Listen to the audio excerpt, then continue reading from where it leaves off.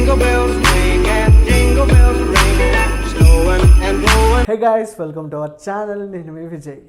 ముందుగా ఈ ఛానల్ని చూస్తున్న ప్రతి ఒక్కరు నా రిక్వెస్ట్ ఏంటంటే సబ్స్క్రైబ్ చేసుకోండి, లైక్ కొట్టండి, ఈ వీడియో ఎలా ఉందో లాస్ట్ వరకు చూసి కామెంట్ పెట్టండి.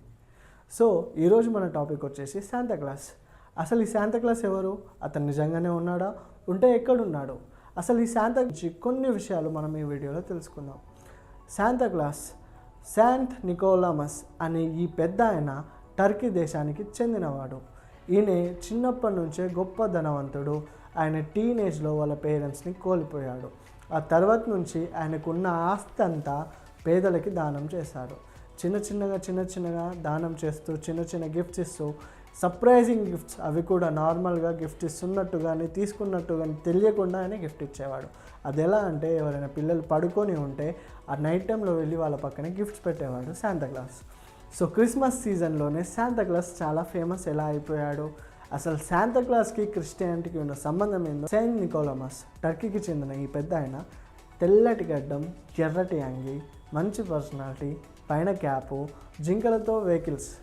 సో ఆకాశంలో వెళ్తూ జింగిల్ బెల్స్ అంటూ Jingle bells ring and jingle bells ring. Snowing and blowing. But bushels of fun.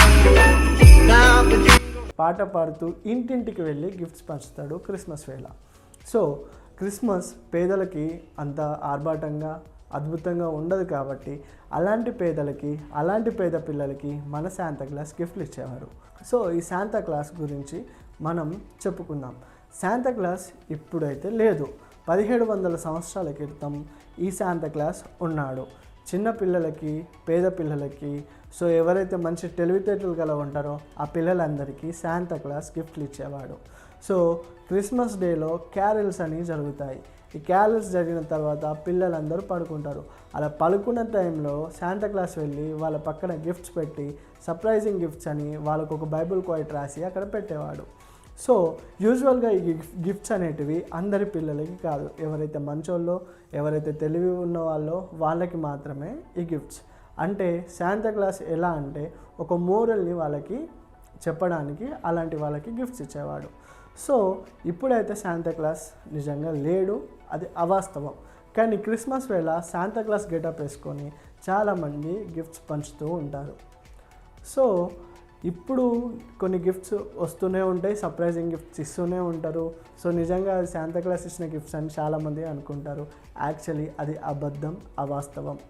ఒకవేళ శాంతాక్లాస్ ఉంటే ఒక సెకండ్లో అతను 1000 ఇళ్ళకు పైగా తిరగాలి. అంటే వేగం కంటే వేగంగా ప్రయాణించాలి. అది సైన్స్ ప్రకారం అసాధ్యం. నెక్స్ట్ వచ్చేసి, మరి నా దగ్గర గిఫ్ట్ ఉందే, నాకు గిఫ్ట్ వచ్చిందే, శాంతాక్లాస్ నా గిఫ్ట్ ఇచ్చారా అనుకునేటోళ్ళకి అమ్మలో చూడొచ్చు, నాన్నలో చూడొచ్చు, నానమ్మలో చూడొచ్చు, తాతమ్మలో కూడా శాంతాక్లాస్ని మనం చూడొచ్చు. ఆశ గల ప్రతి ఒక్కరికి మన కుటుంబ సభ్యులు ఏదో ఒక చిన్న గిఫ్ట్ ఇస్తూనే ఉంటారు. సో క్రిస్మస్ అనేది చాలా బిగ్గెస్ట్ ఫెస్టివల్ కాబట్టి ప్రతి ఒక్కరు గిఫ్ట్స్ ఇచ్చిపుచ్చుకుంటూ చిన్నపిల్లల్ని సర్ప్రైజ్ చేస్తూ క్రిస్మస్ ఒక అద్భుతంగా చేసుకోవడం వాళ్ళ ఆయితీ.